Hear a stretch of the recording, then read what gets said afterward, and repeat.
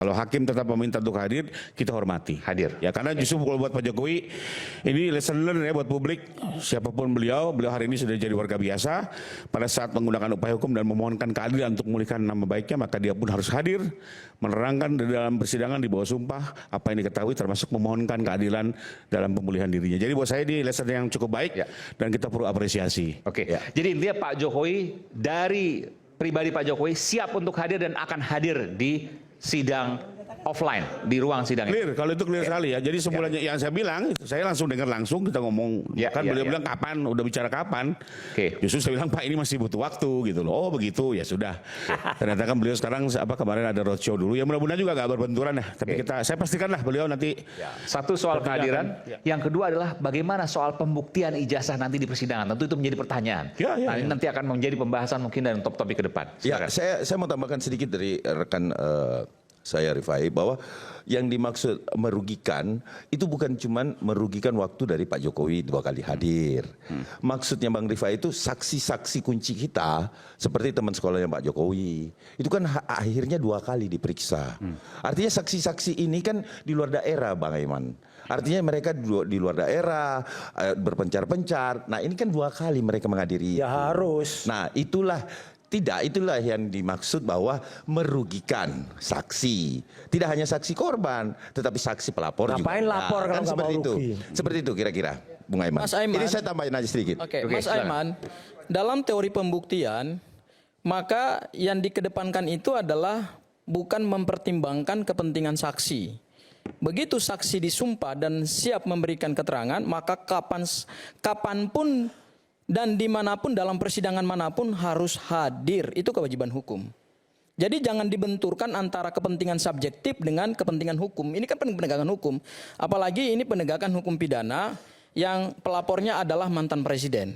Ya, jadi kalau kita lihat dari sisi pembuktian nanti, ya siapapun yang dipanggil oleh jaksa penuntut umum tidak boleh menggunakan alasan saya di luar kota atau saya tidak punya waktu. Ya, kalau memang alasannya nanti begitu, ya sejak dari awal harusnya tidak boleh menjadi saksi dalam perkara pidana tersebut.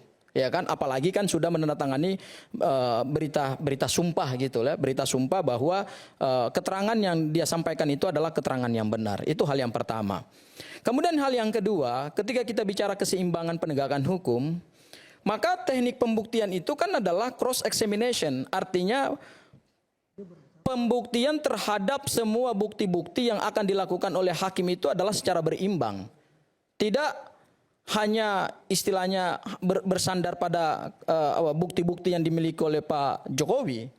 Pada saat kami melakukan tahap 2 penyerahan tersangka dan barang bukti itu Mas Aiman, itu memang saya konfirmasi langsung kepada jaksa penuntut umum dan ini adalah integritas jaksa dalam memberikan jawaban kepada kami bahwa surat dakwaan yang nantinya mereka susun sebagai dasar pemeriksaan perkara pidana, karena gini, perkara pidana oleh penuntut umum itu mahkotanya jaksa itu adalah pada surat dakwaan.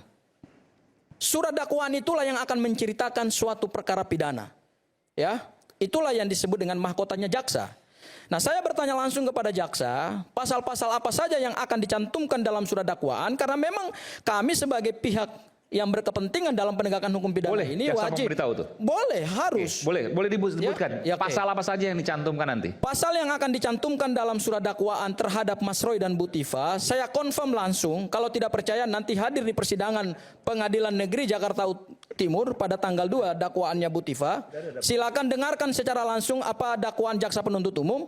Mereka dakwaan pertama, saya yakin dan percaya dakwaannya itu adalah pasal 310 311 tertulis Mas, tertulis Mas. Tidak saya meyakini dakwaan pertama, dakwaan primer. Ini sudah komunikasi. Oke, katakanlah dia. Tertulis mana? Apa kepentingannya seorang Ade Darmawan apa? Gimana? Nggak ada, nggak usah. Saya tidak bicara sama Mas Roy. Saya bicara dengan saya pihak. Saya tidak berbicara sama Anda. Saya berbicara dengan pengacara Anda. Itu aja. Gak usah layani orang gak punya legal standing. Orang yang ngakunya gini, ini contoh. Orang yang junior kayak gini, ada yang senior kemarin yang ngakunya dia pengacara merah putih, aja nggak ngerti hukum. Tahu Tahu-tahu datang ke sidang, utruk. Saya mau menjadi tergugat termohon. Suhadi, belajar lagi hukum. Namanya tergugat intervensi itu hanya ada di perdata, berhadapan dengan bukan aja. ada yang ada di pidana. Jangan Memalukan cabut kalau tidak ada orangnya. Itu memalukan dia, sangat malu bro. Nanti gitu kalau ada malu orangnya baru tuh, Anda keluar gitu. berdebat.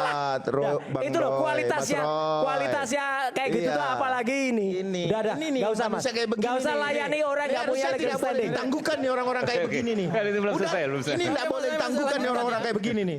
Ya, tapi saya mau tanya dulu. Mas Aiman, saya lanjutkan pasal-pasal ini penting. Bung Ade, Anda kan sempat marah-marah kenapa Mas Roy dan Dr. Tifa kemudian dilepaskan. Begitu Anda marah, dan sekarang Anda harus ketemu lagi. Anda menyayangkan ini? Mas Aiman, saya tidak menyayangkan, tetapi siapkan pemadam kebakaran. Ada yang mau bakar Kajari. Itu yang mau bakar Kajari. Saya menyayangkan Bung Aiman, tetapi kenapa nggak ditahan? Kan seolah-olah gitu. Pemirsa kemudian melihat ini kenapa Roy Suryo dan Dr. Tifa tidak ditahan? Iya. Sampai Anda menyebut Pak Prabowo dan seterusnya. Ya, dalam praktek saya baik itu menangani membantu klien, baik itu pelapor maupun telapor. Ya. Telapor pernah kita juga dampingi. Artinya belum pernah sependek pengalaman saya itu tidak dilakukan penahanan, tidak dilanjutkan penahanannya ketika pelimpahan tahap 2. Oke. Itu yang terjadi. Dari penyidik ke kejaksaan. Ya, saya merasa bahwa kok bisa seperti ini, ada apa ya? Tetapi apapun itu kembali ke kewenangan. Artinya malam ini saya juga mau klarifikasi. Baru pertama kali terjadi nih. Iya, baru pertama kali terjadi. Selama saya, nggak tahu yang lain. Kalau saya baru kali ini saya mengalami ini, sehingga kekecewaan itu ada. Tetapi apapun itu, ya saya menyadari bahwa ini adalah kewenangan. Tentunya saya juga senang Mas Roy tidak ditahan, tapi P21 panci tetap saya kasih nanti, ya kan? Karena dia nagih saya panci P21 kan, janjinya begitu ya. Jadi P21-nya nggak boncos kan? Kan selama ini kan P21 boncos. Nggak ditahan. Ya, P21 kan boncos.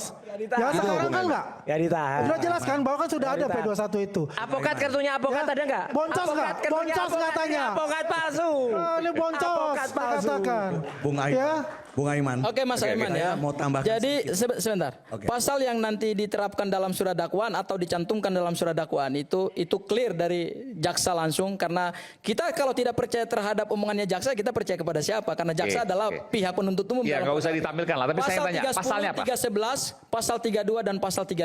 Artinya yang akan menjadi dasar surat dakwaan dari jaksa penuntut umum terhadap perkara Mas Roy dan Bu Tifa adalah laporannya Pak Joko Widodo. Waduh, sungguh menakutkan pasal 32 dan 35 itu. Hukumannya itu tinggi banget itu. Terkait dengan penahanan. 32 dan 35 kan? Berapa? Nah, itu 12 tahun. 12 tahun. Luar biasa. Mas Aiman, terkait dengan penahanan ini menarik. Jadi sebentar. Jadi ini tadi sebuah masalahnya berdasarkan komunikasi Anda. Jadi ancaman hukuman untuk Mas Roy dan Dr. Tifa 12 tahun penjara. Betul saya tanya? Kalau 32 itu kan 8 tahun. Kalau 35 kan 12 tahun. Ya, artinya maksimalnya 12 tahun. Iya, betul. Oh, luar biasa. Nah, betul. Gini Mas Aiman, juga sudah tahu ini nanti kaitannya dengan Sudah, dan nanti lihat saja. Pembuat undang-undang ITE itu kan juga ada. Dia yang membuat pasti, namanya Prof. Henry. Saya juga ikut buat. Salah itu penerapannya. Itu undang-undang untuk informasi dan Ya, transaksi tapi ntar di elektronik. pengadilan. Nggak bisa ini. Di pengadilan Nggak punya legal standing apalagi ini udah ada. Itu kan persepsinya Mas Roy itu. Persepsinya Roy saja.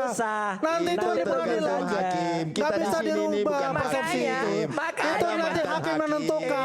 Apa ini? Hakim menentukan. Hakim menentukan. Bukan Roy. Dengan Tuhan, ya kan? Kan begitu. P21 aja boncos. Oke. Jadi pasal yang Avokatnya dilaporkan boncos. pasal yang dilaporkan oleh Pradi Bersatu terkait dengan kegaduhan, kemudian ujaran kebencian, itu nanti kita lihat saja di tanggal 2 Juli 2026 ini itu tidak akan masuk dalam surat dakwaan.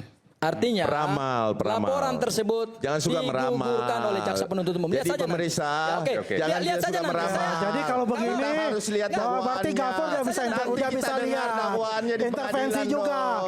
Kita dibilang Tapi dia intervensi, dia bawa sendiri intervensi.